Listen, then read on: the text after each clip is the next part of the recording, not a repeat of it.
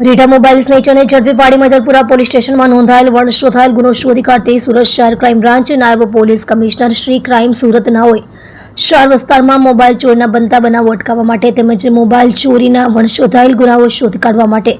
સુરત શહેર ક્રાઇમ બ્રાન્ચની ટીમને જરૂરી માર્ગદર્શન અને સૂચના આપી હતી. જે અનુસંધાને ક્રાઇમ બ્રાન્ચની અલગ અલગ ટીમો વર્કઆઉટમાં હતી. દરમિયાન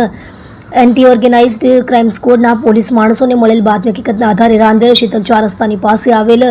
તાપી રિવરફ્રન્ટ ગાર્ડનમાંથી આરોપી સોએબ ભીકન ફકીર શાહ ઉંમર વર્ષ 21 વર્ષ ધંધો બેકાર